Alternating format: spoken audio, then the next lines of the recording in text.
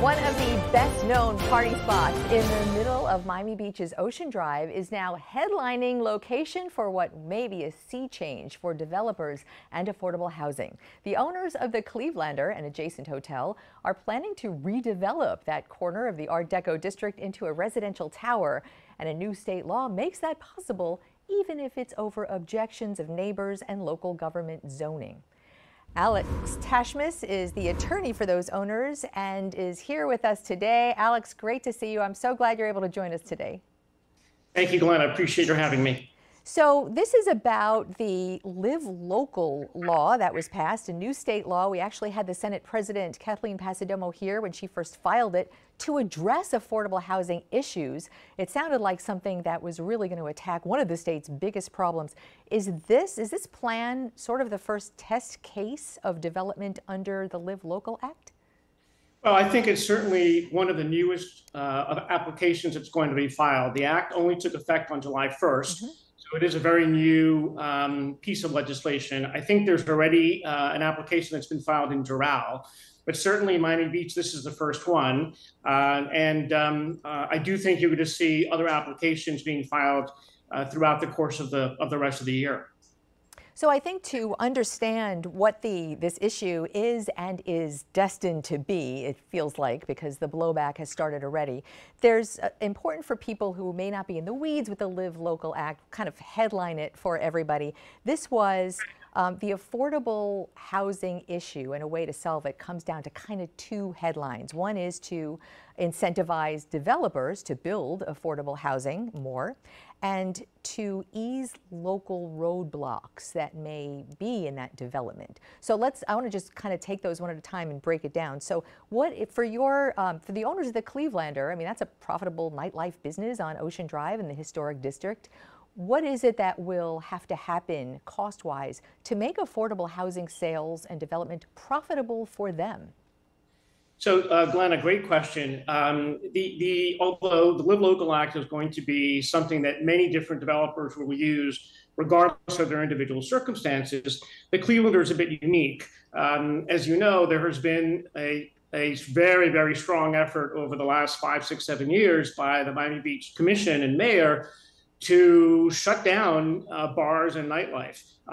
It's pretty much almost every single commission agenda has had an item to roll back alcohol 2 in the morning, shut down music, etc. And it got so bad that the Clevelander had to file suit in order to survive. And our clients have spent more than $1 million on legal fees only because they need that to survive and to get the injunction we got.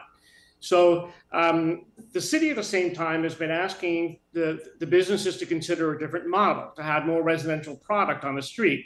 They're using the term more live, work, play to have more residential.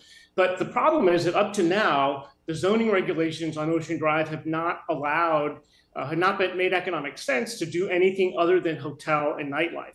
So our client, once they saw the Live Local as an option, this was the first time that we saw the ability to do something else besides what we're doing now. But I will tell you, had it not been for the city's relentless attacks on our business, we wouldn't be pursuing this. The Clevelander is profitable. It's a legendary, iconic business. And we purchased it as a bar and restaurant, and honestly have no desire to change it. But it's become unbearable to operate that kind of business. Well, let me just put out there that there's no one here from the city to refute that. And so I think what I've seen the city of Miami Beach do is look for more upscale and more tenable and more profitable businesses. I would guess that would kind of be their response to that. But what you're doing, there are a couple, every municipality, I think Doral, as a matter of fact, has already written a memo really raising some red flags about the implications of this. But putting what the plans look like, a 30-story building in a low-rise Art Deco district. And the reason that would be allowed under Live Local is because Live Local takes away the spot zoning and allows what would be the biggest density number for this particular spot, with matching what's in a mile. And of course, a mile of this, there are 30-story buildings. But speak to how this would play in a low-rise historic district. I think you know, from my point of view, that's why everyone sort of has kind of thrown back their shoulders and said, what?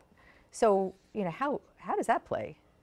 Right, you know, I think that's a normal reaction to a very new law that creates a new paradigm for development. So, first of all, I will say that we've only issued the press release 2 days ago, 2 business days ago, and I think everyone needs to take a breath and get to know our project better before they make a lot of statements that are dismissive of what we want to do. So we have reached out to the city's planning department, and we're waiting for a response to meet with them to discuss the project. We are already in discussions with trading emails with NDPL, the historic organization. We are going to fully preserve the Clevelander and Essex on site, and then there will be a tower of new construction. The maximum is going to be around 30 stories. That doesn't mean that's what it's going to be. It will be more than current zoning allows, but there are plenty of projects around Miami Beach where you have new towers next to historic buildings. You've got that all over the place on Collins Avenue. Admittedly, there was nothing that tall on Ocean Drive, but the concept of a historic building preserved next to a taller building is something that is relatively common in the city. But I will tell you, Jenna, Glenn, I'm sorry, it comes to an existential issue for Ocean Drive. There has been no residential housing or affordable housing on Ocean Drive in years. And if the city really wants a change in business model, it can't be done under the existing zoning. And that's why you're not seeing anybody else change what they've got. Let me ask you one before we have like a minute left. Why, you know, this has become controversial already. Why announce to the public these plans before even submitting plans to the city? Why does the public know about this before the city does?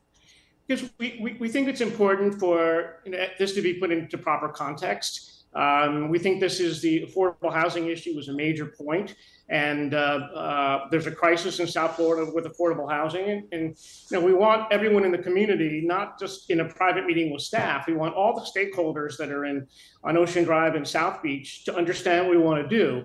We would normally, in another project, you're right, we would just meet with staff first in a private setting, but this is a game changer for the community, and we wanted to engage all the stakeholders in a discussion about whether this, what will be next on Ocean Drive and this project. I suspect we will be in touch and watching this for the foreseeable future. Alex, thanks so much. I appreciate the context and always grateful for your time. Thank you. Nice to see you.